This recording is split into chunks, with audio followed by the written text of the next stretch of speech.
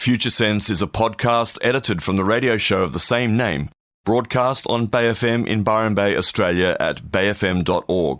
Hosted by Nick Jeans and well-known international futurist Steve McDonald, Future Sense provides a fresh, deep analysis of global trends and emergent technologies. How can we identify the layers of growth, personally, socially, and globally? What are the signs missed, the truths being denied?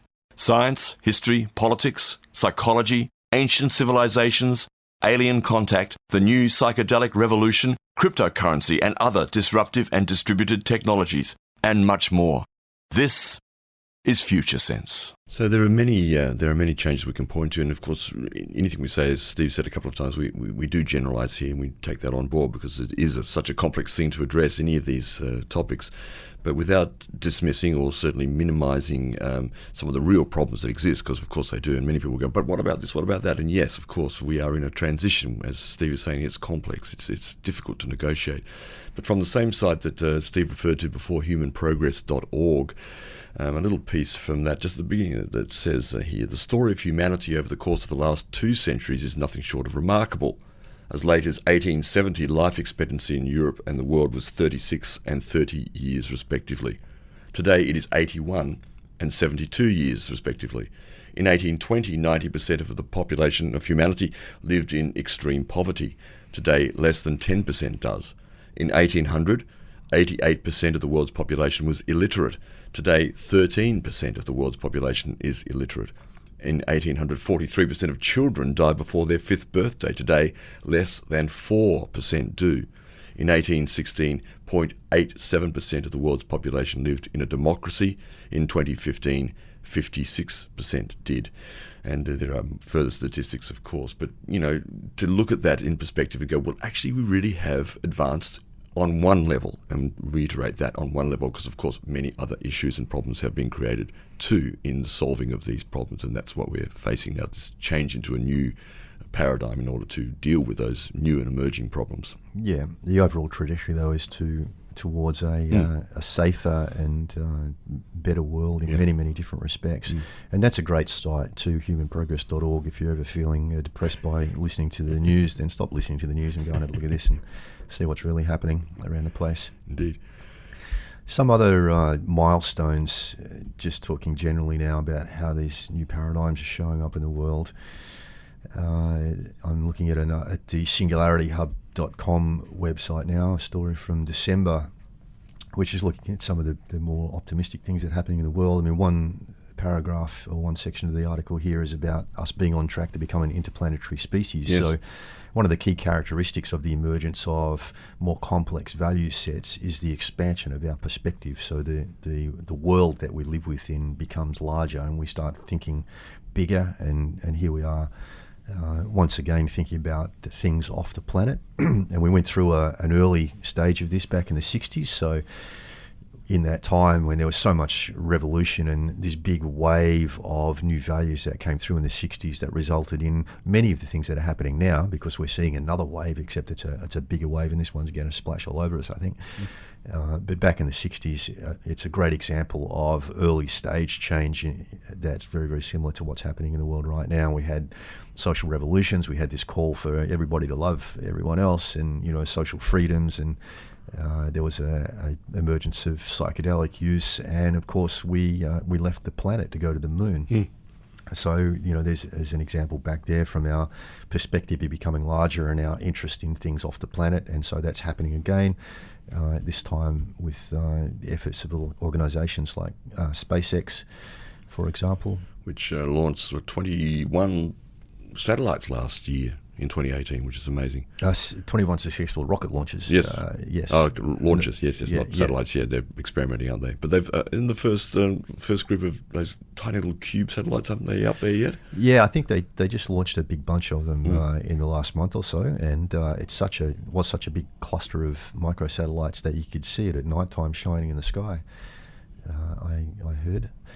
And of course, SpaceX isn't the only organisation that is launching things off the planet at the moment. There are a couple of other private sector organisations doing it, and this is also a reflection of another huge trend, which is a trend away from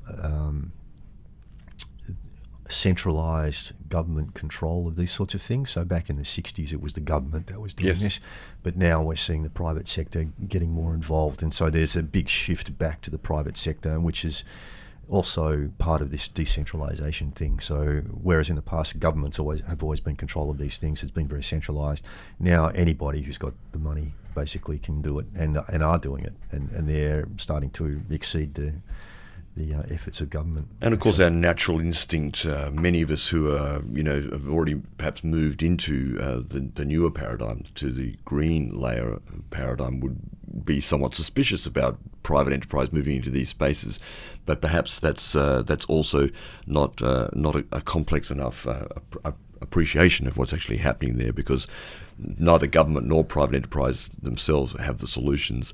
It's better to perhaps allow combinations of, and eventually that these things, all things, come from an ownership, so to speak. Ownership's a difficult word. An ownership from the ground up. Yeah. Which shareholding, I guess, is the first stage of that. Perhaps you could argue. One of the difficulties of talking about this at the moment, it's like talking about left and right in politics. Everything's changing, and so our old definitions of what's public and what's private, our old definitions of left and right wing in politics, they don't hold anymore, because values are shifting, and these things which we'd put into a particular pigeonhole are changing, and so they don't necessarily fit in the pigeonholes anymore. I think better language around what's going on is moving from centralisation to decentralisation. So rather than the central control of governments in the past, we're seeing private organisations crop up in a decentralised way, each of them doing their own thing and doing it in different ways, which is bringing more diversity, and that's really the best way of describing this trend is from centralised to decentralised, and it's applying across the board, not just with space travel, obviously. Another piece from Singularity Hub I found interesting is about breakthrough mental health therapy. And just quoting from this, while cleaner energy, access to education and higher employment rates can improve quality of life, they do not guarantee happiness and inner peace. But according to the World Economic Forum, mental health disorders affect 1 in 4 people globally. Most of us know this now, and in many places they are significantly underreported. More people are beginning to realise that our mental health is just as important as our physical health. And we mentioned that before, that sort of turning inwards, first towards the physical body. Let's get the physical body taut and terrific and looking great. But now it's about mental health more so for more people, that we ought to take care of our minds just as much as our bodies. That's right, and also taking care of people who are mentally ill and doing it in such a way that they remain integrated within society. Whereas in the past, if somebody was mentally ill, they often would be locked up in an asylum. But now what I'm seeing is much more tolerance for people who are mentally ill to remain integrated within society and to be treated within that particular context. And in my own experience, one obvious example of that is that the military are becoming much more tolerant of people who are mentally ill, for example, with post-traumatic stress disorder. Whereas only, probably 10, 20 years ago, somebody would have just been kicked out straight away if they were diagnosed as being unwell. Now they're allowing people to remain in service, to continue to be integrated within the military, and be treated for mental illness in the process. So, and that's happening, right across society, and certainly in this area where we live, in the Byron Shire, that's been something that's been notable for many years. Is the prevalence of more people who are clearly mentally ill but who remain within society rather than being separated and locked up, as people have been in the past. And of course there has been quite a lot of applications to put mental health well-being at the centre of things. Breakthrough advancements in genetics are allowing us to better understand the genetic makeup of disorders like clinical depression or schizophrenia, and paving the way for personalised medical treatment. We're also seeing the rise of increasingly effective therapeutic treatments for anxiety. And of course, we're not really talking here about pharmaceuticals, because that's a big change. We're talking, partly at least, about the new psychedelic revolution, which we talk about often here on this show. And there's many indications that that's clearly happening in a much more full, researched and proper manner than it did in the first iteration, as you mentioned before, in the 1960s. Yeah, that's right. And I think that is a good general difference between what happened in the 1960s and what's happening now. Yep. So it's the same value set which is driving the change, but it's more organised and more structured.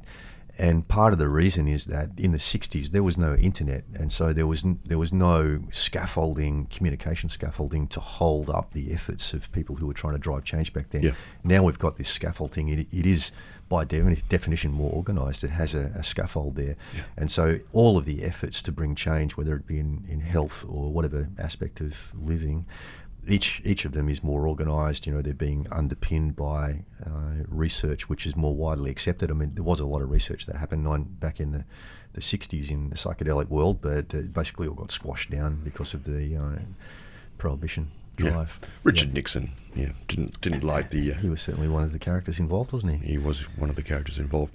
Yeah. And lastly, from the Singularity Hub, we've talked briefly a couple of times about, or mentioned Steven Pinker before, an interesting character in a TED talk of his. He says, I think this sort of sums up quite well, progress does not mean that everything becomes better for everyone, everywhere, all the time. That would be a miracle. And progress is not a miracle, but problem solving. Problems are inevitable, and solutions create new problems which have to be solved in their turn. And that's... I think he's been listening to our podcast. I know, that's what I'm thinking. But it's such an important point, this, and until I met you, Mr. McDonald, over there, I didn't really think that way, although the first time I heard that kind of statement, I thought, of course, we solve problems, we create more. Of course, that's obvious. And and it advances. It's not like history repeats itself in this cycle going round and round the same circle. No. It goes up and there are resonances, and it's a spiral, essentially. Absolutely, yeah. And I think understanding that change doesn't happen everywhere simultaneously is a really important thing. It's been an assumption of the past that when the world changes, and all the people who have been anticipating this big shift which is underway at the moment often used to think about it in somewhat romantic terms. That, Yes. we would all wake up one morning, Yes. and there would have been a sudden thing happen overnight, and everybody's different. But Which I must admit, there's part of me that still likes to believe that. I have to well, be that's honest right. with you. Totally. There are still people that I talk to who are still locked into that thing that there will be this magical day where somebody waves a magic wand and everything changes. Or the aliens come down, or the angels, or we're all lifted off. There's 1,000 different versions. Maybe we'll go into the centre of the earth. Look, there's all sorts of things. It's all possible. It's all possible, but it probably won't all happen on the same day. No.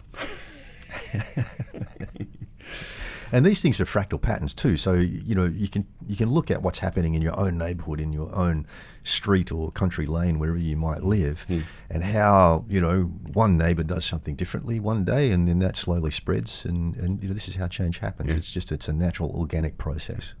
I mean, when you think of simple things like the way what we eat and how we prepare our food, who first came across something and prepared it in a certain way and discovered the attributes of that thing, where did that happen, and then how did it become endemic to a culture or across the whole planet? It's quite an amazing thing. Someone tweeted it. That's how it happened. That's how it spread. Yeah, before, there was the birds that dropped seeds before. Now we're tweeting in a different way altogether. You're resonating right now on Future Sense with Steve McDonald and Nick Jeans. That's where you tune, 999, it's 10:12 here on Future Sense, going through till 11 o'clock this morning with Steve McDonald and myself, Nick Jeans. We're looking at positive signs of change, the emergence of new values and new ways of being on this planet. So we're going to have a look at the decentralisation theme at the moment, and part of this, of course, is the fact that some people have got money to throw around, and so I was just looking at a post from Nielsen.com, which is the big market survey company, which says that people are buying the change that they need to see in the world, which is a little tweak on being the change, of course, that famous saying. Oh dear. And this is true. So particularly, with the emergence of cryptocurrency and those sorts of things, we're seeing a redistribution of wealth. A lot of young people are suddenly becoming rich, and of course, if they've got the money, they go ahead and buy the change that they want to see in the world. One of the ways that is showing up is that there's a reversal of the centralisation of living. So we've been through a time where people have been very much drawn to live either close to, or even in the latter stages of the modern era, actually right in the city, in the central business district of the city. That's been a huge trend, and there are early signs now that that trend is reversing. So I've got an article here about the UK and what's happening there, and let me just quickly find Well, we're seeing it. We're also seeing it in Australia, as you're finding that Yeah, too, that's true, which is actually. interesting. A report from last Jump year. on that. Could moving to small towns be the new Australian dream? This is from last year from the ABC, and it looks like there is, because the common wisdom is that the small towns of Australia are failing, and especially with the agricultural business sector being under lots of stress for all sorts of reasons. But there is this movement away, and we've seen it as a tree change, sea change, those sort of terms that have been used for quite a long time. That's right, and some of the things that are driving that are that usually the end result of living life the modern way, the scientific industrial way, because everything is all about pushing the limits, and it's pushing ourselves as well.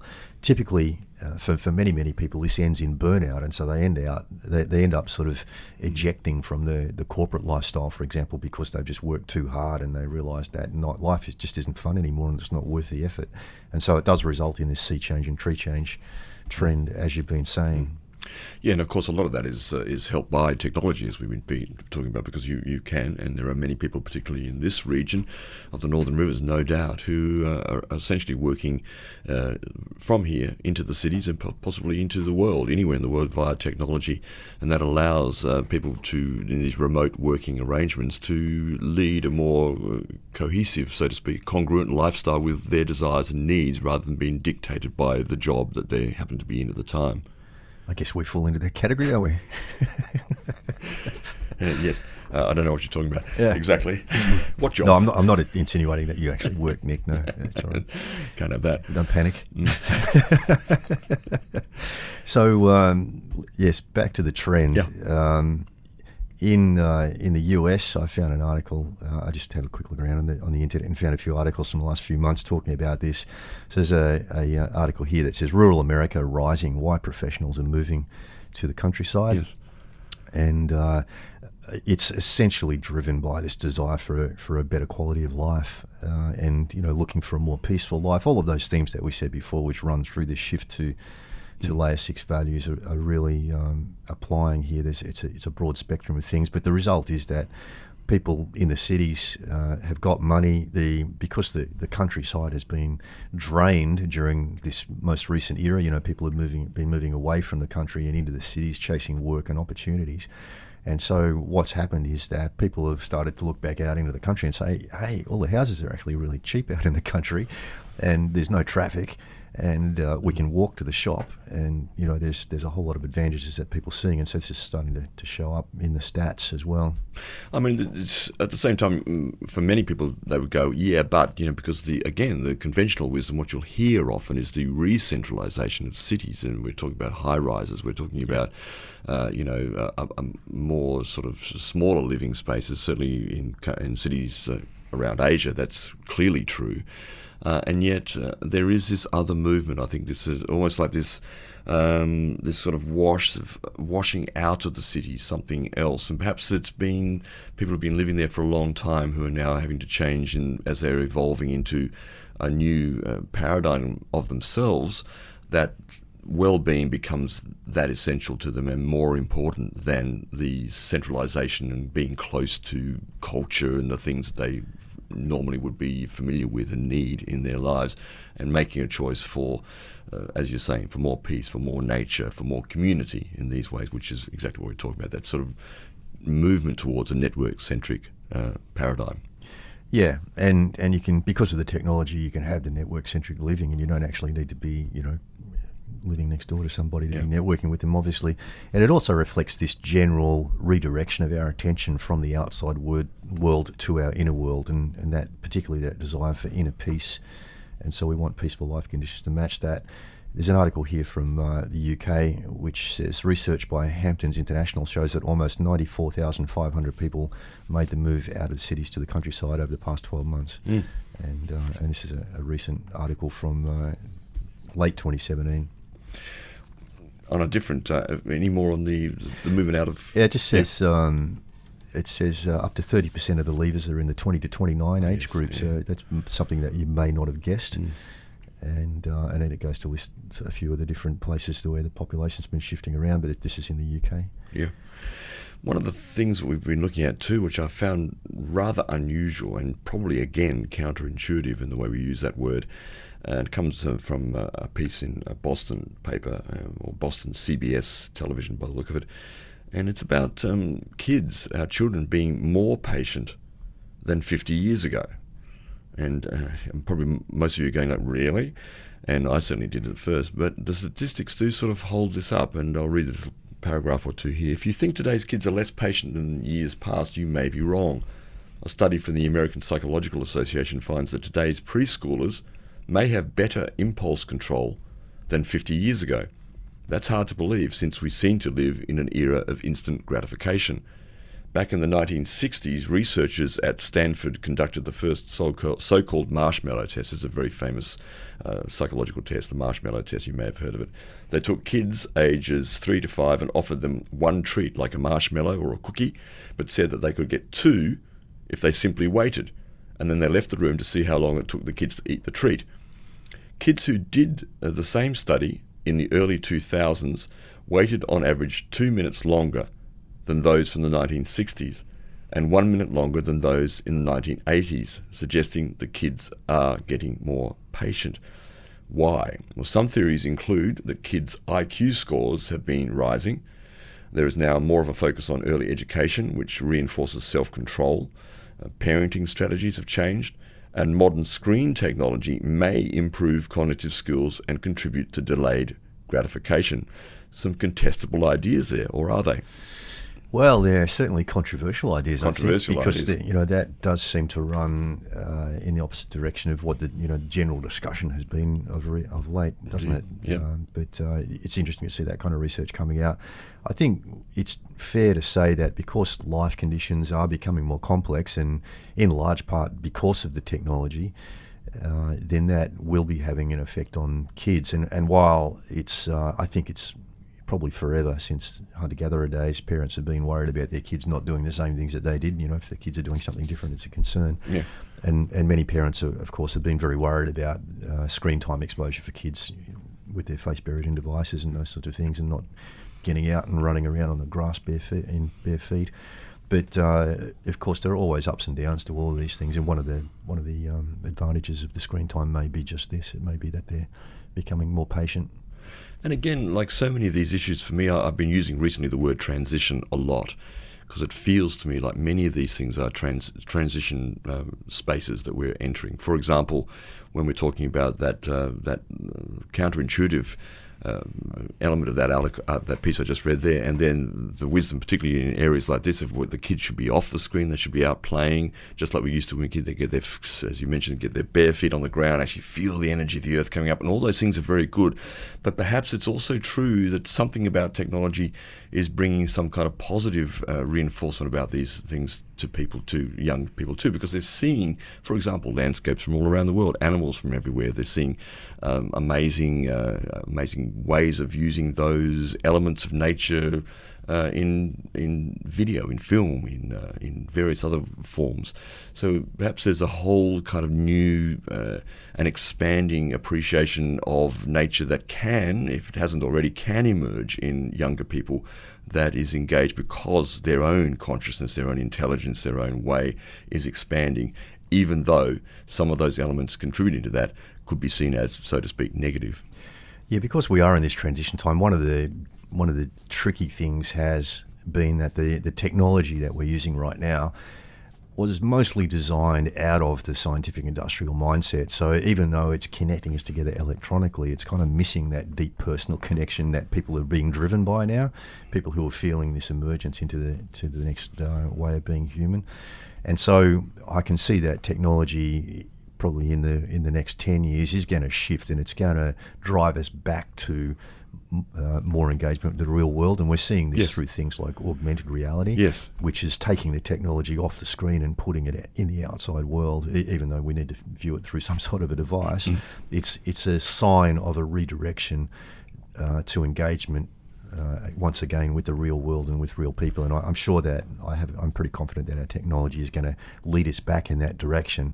And largely because of this response that people are having, it's people, it's like, no, we're too lonely and we want to re-engage with real people. Oh, sorry about that.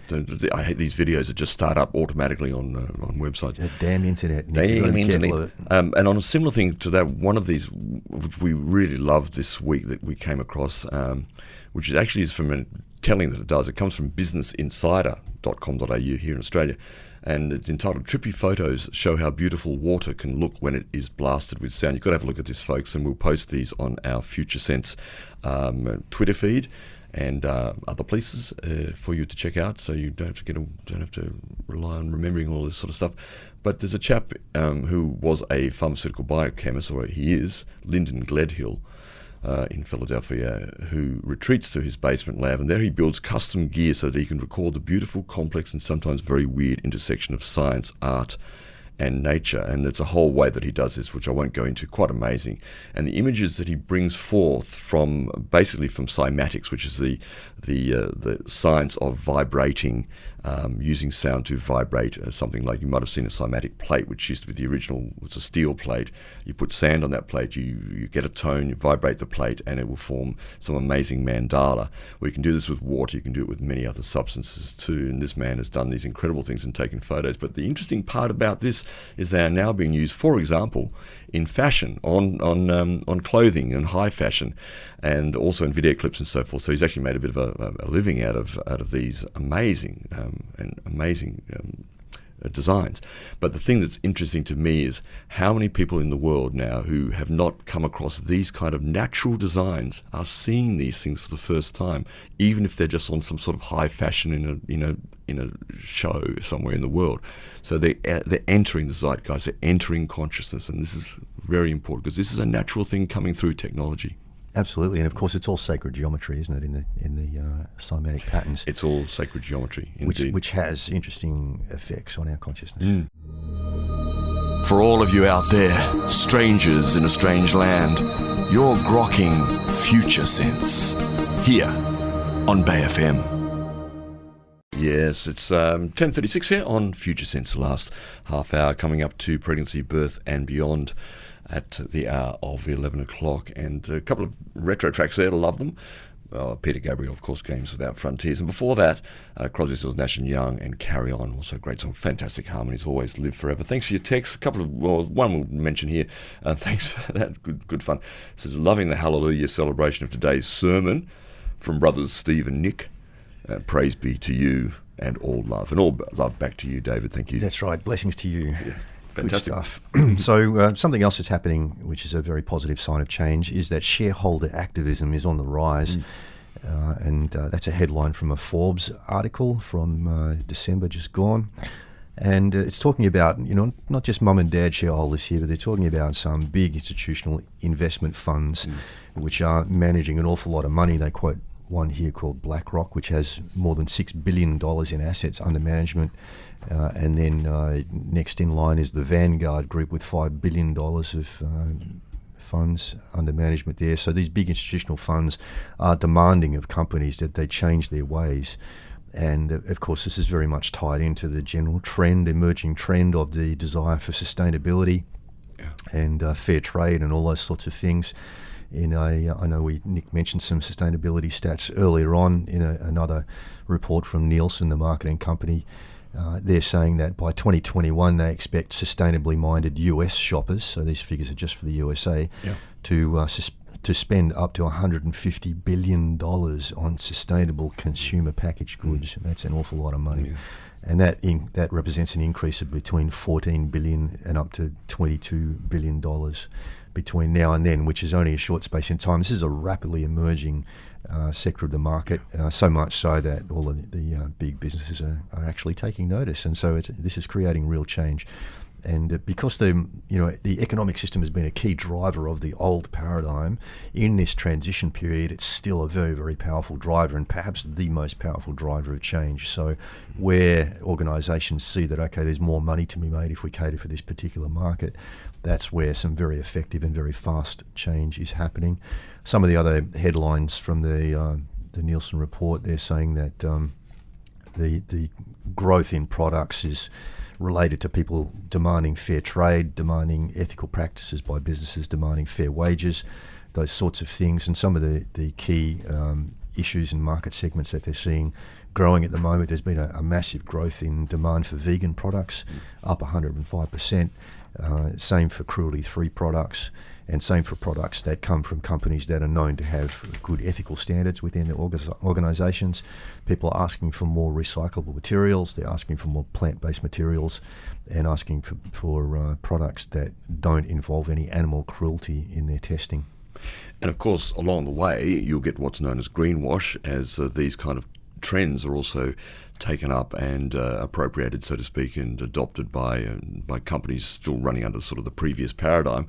But that's also another transitory moment, because in a way these things can't come to market without them coming through the system that already exists. But the transformation is occurring from the ground up, with people actually asking for something else, asking for sustainability, asking for renewables, asking for more health, and so on. So yeah, big change. Big change underway. And another area that's really, really changing rapidly is the emergence of blockchain and cryptocurrency. Yeah. And we've had a very long crypto winter, so the market had a big crash last year, of course, and things went very quiet and very cold. Crypto winter. Quite a while, but things are warming up again with summer coming in the Northern Hemisphere, albeit a little late. And the market is running again, which I know a lot of people are quite excited about. Deloitte came out fairly recently, just this month, with an article headed 80% of businesses see blockchain as a strategic priority. So people are taking notice of this technology, and organisations are starting to understand that, okay, this is real change, it's really going to happen, and it's if we don't change with it, then we're going to get left behind. And some examples of how things are moving in the cryptocurrency region. Coinbase, which is the largest crypto broker organisation in the USA, have recently expanded access to their cryptocurrency-based Visa debit card, allowing people to effectively go and spend their cryptocurrency just as easy as they would spend any other currency in a shop using a debit card. So that's been rolled out across Europe now, or is being rolled out across Europe. And of course, the major headline globally right now is Facebook's talk of introducing a cryptocurrency. Which is extraordinary, first of all, because it's only come out in the last few days, and we certainly hadn't come across it, and I don't know who has. We haven't seen any other reporting about this. They've kept it pretty under the radar. There had been some whispers, there'd been some whispers going on for a long time, but no detail. So the detail only really broke just in the last week or two. But it's very big because of the number of very large companies that have been swept into or collaborated with Facebook under the new name, which has been registered in Geneva in Switzerland, which is Libra Networks LLC. So they're calling it the Libra Association, which is a consortium of firms that Facebook is pulling together for this venture, which is very interesting, and it's very much a transitional move. I mean, in this period where we're halfway between, we've got 1 foot still in the old modern side of industrial, we've got 1 foot in the new emerging, and so we're seeing these hybrid things crop up. So essentially, this will be kind of centralised around Facebook, and I mean, Facebook have a very grubby reputation for stealing people's data and not behaving ethically, and I can almost guarantee that whatever they do with this, they're probably going to mess it up somehow. However, it is a wonderful step forward, and they're bringing together a consortium, so it's not something that they're just doing on their own. There's an amazing list of members of this consortium, which are Visa, MasterCard, PayPal, all of those, and more.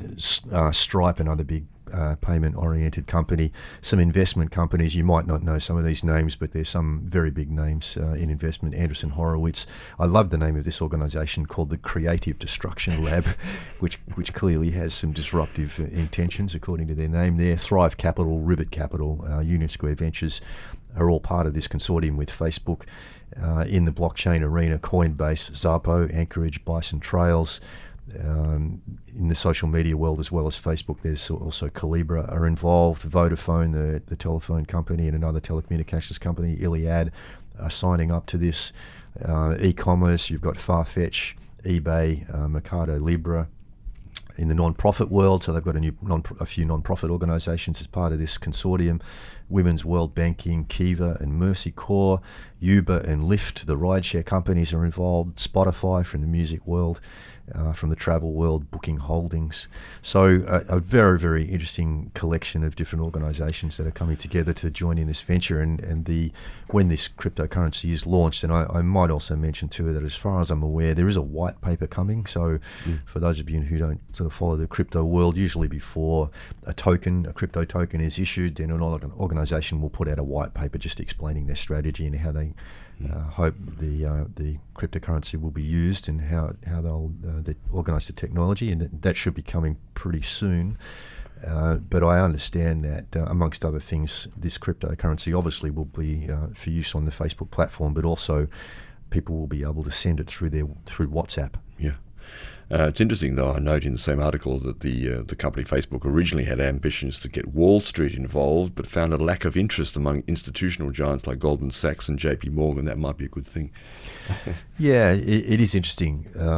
It is very interesting. And of course, one of the key characters here, Jamie Dimon, has been very critical of cryptocurrency in the past, but also his organisation's been caught investing in it as well. So this raises a lot of questions. A bit of money. You got to have money both ways. Obviously, your dad was a racing guy. You know how it works. It's true. It's true. Yeah, it's called hedging, I think. Hedging. And this is going to test a lot of our social systems as well. So obviously, this Facebook are based in the USA, and they're already getting letters from. For example, one particular banking committee, US senators on a particular banking committee addressed an open letter to Facebook, just asking how is this going to work exactly. So all of our old and fairly rigid organisations like our for example, the SEC in the US, Commodity Futures Trading Commission, these sorts of things, all looking very critically at this and waiting to see the white paper, I guess, and wondering how it's going to work. And so that what it will do is it will test the interface between the old regulation systems within our economic world and how they're going to deal with the emergence of this new thing, cryptocurrency, which crosses a lot of boundaries that have been fairly rigid and in place for a long time. And as we're speaking here, and you mentioned it already, this sort of re-centralisation. Our good dear new friend Ashoka, if you're listening out there, we were talking about this the other night, and he said, well, blockchain is all about decentralisation, but this is like the re-centralisation of the decentral, and there is a truth to that. So that's part of the transition. Yeah, and we're seeing a lot of this at the moment because we are in a halfway place. As new technologies arise and they look interesting, the older organisations which are still operating from the centralised paradigm, the scientific industrial paradigm, they'll grab hold of these and they'll try to use them as best they can to do what they do, which is to make money. And so this is the world that we're living in, a world of one foot in each paradigm, and these strange mergers or hybrids, that are going to arise where these new technologies are trying to be used in ways that are typical of the old way of operating. But because the technologies are what they are, and because they've been designed to basically undercut the centralisation and the organisations that have grown out of a centralised world, then just their presence in the world is going to bring change, and it's going to blur the boundaries and undercut some of the centralisation for sure. Yes, indeed. 10:47 here on Future Tense. We're nearly out of time. What else can we point to in terms of change? I've got a piece here. Have you got more on anything more on crypto? No, that's all. Keep going. Okay. No, I just want to bring attention to one or two other things. Interesting thing in Forbes magazine this week is that the Church of England's $10.5 billion fund, that's the Church of England, under the auspices of the Queen, in fact, their $1 billion fund will now begin to invest in cannabis, in medicinal cannabis. This is a pretty amazing turn, isn't it? It just sort of crosses those boundaries again. Yeah, shakes up the perimeters and the borders between things. It's very interesting, and at a time where the acceptance of medical cannabis is still very controversial in most countries, and certainly here in Australia, where the government has, in theory, legalised medical cannabis, but medical cannabis is not available for most of the people who need it, and so most of those people are still being forced to source it illegally. Which they also refer to in this article about the UK, and we know that in fact the UK strangely has followed the Australian government's position and policies on medical cannabis, which is basically, we'll sort of make it legal. However, it's like, we don't want this to work either. Let's do what Australia's doing. Yeah, right. We'll put some roadblocks in place. Another lovely piece this week was from Scientific American. Actually, it's from late last year, and it's entitled "The Hippies Were Right. It's All About Vibrations, Man." And I think this is one of the key things for me. And I mentioned those beautiful water trippy photos from Business Insider a little while ago. But this is a lovely article about the fact that, well, maybe the notion of vibration and resonance may actually be a better way of describing the universe, pretty well everything, than our current set of physics and science would indicate, which the hippies we've been saying for a long time. It's interesting that you mention vibration and resonance in general, actually, because... Are you feeling something? With the fact that this paradigm, this humanistic network-centric layer 6 paradigm that is in the process of emerging right now, with the fact that that's going to be so short in duration, and so we're going to see this quantum leap in human capacity in the transition from 6 to 7 to this integrative, multidimensional way of being human, happen very, very quickly, and it's already underway. So remember that Graves found some people who had already transitioned into layer 7 back in the 1950s, believe it or not, a very small percentage. Yeah. So this has been ticking along in the background, and this is evidence of multiple paradigm shifts in progress simultaneously. And so 7 is so capable in terms of the broad perspective it can take, and not just a single dimensional perspective, but a multi-dimensional perspective. And its problem-solving capacity is just off the scale compared to anything that we have right now. And it's fair to say that it's going to be our saving grace. And really, all of the compounding global scale problems that we see emerging at the moment and promising to get much worse in the decade ahead are creating the evolutionary tension that is really going to launch us into this quantum leap. So the tension that's going to come is going to drive many, many people to the point of not being able to cope with their current worldview, and they will go through a transformation into and through this quantum leap. And so those folks are the biggest hope that we have globally in terms of solving these problems, and I'm quite optimistic that we will quite successfully get on top of many of these problems which look insurmountable at present. But one of the key indicators of the emergence of this layer 7 consciousness is a reorientation, a reinterpretation of everything around the concept of frequency. So, I'm talking about frequency from a physics base now. So starting to look at patterns of frequency and starting to look, for example, from the medical perspective of how the body operates on different frequencies and how we can actually use physics as a medicine, frequency-based medicine, for example. And this is one of the indicators of this very, very capable way of being human emerging already in the world. Very exciting stuff. Very exciting. Some of the other things that you can look for to, and I'm sure that you're hopeful like me of a rapid emergence of this integrative way of being human to solve all of these problems. But things like factoring in an awareness of different layers of consciousness, being aware that there are even different layers of consciousness, and being able to interpret those and cater for those, which gives us an entirely new tool set in terms of the way we interact with people and also manage people around the world. So these are emergent signs, customization of different services for individuals, and this goes back to things like the frequency-based medicine, for example, so having ways of analysing a person's body and its operating systems, and then being able to tailor medicine or therapy or whatever it is to suit each individual's differences. These are the sorts of things that we can expect to see, and regenerative technologies. So we're moving from construct, use and trash mindset in the modern era to a sustainable mindset in the emergent 6, and that will shift again, and is already shifting again in small scale, to regenerative technologies in the 7th layer, where it's not just sustainable, it actually creates and reestablishes things that need regenerating. Yes, beautiful. That's about it for the show. I wanted to quote, which is relevant to what we're saying here. We like to receive every Monday from Bobby Kay, and you might like to check it out, I Ching reading, and the I Ching, of course, being an ancient system, and more than that, and maybe we'll talk about that further another time, talking about frequencies. But just quoting a little bit from that, at this time, he says, and this is for this week in particular, this is the reading, exercising compassion and kindness in the face of the chaos and fear-mongering that comes forward towards you is of the greatest challenge, and precisely why the benefit is to seek inner stillness. Sorry if that's not too clear. Walk and work with dignity, spine erect, literally, so you will receive the full dose of energy being transmitted to earth, entering through the soles of your feet and rising up to the crown. What is available now is unprecedented. The earth is in survival mode and thus is calling on very powerful cosmic healing forces.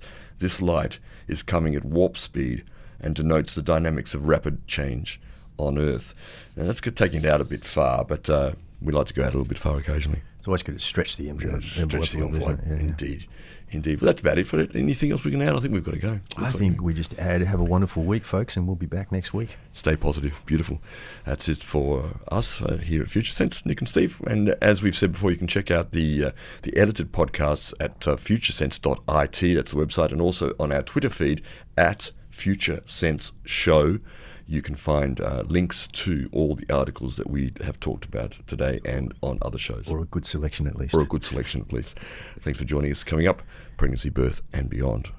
You've been listening to Future Sense, a podcast edited from the radio show of the same name, broadcast on Bay FM in Byron Bay, Australia at bayfm.org.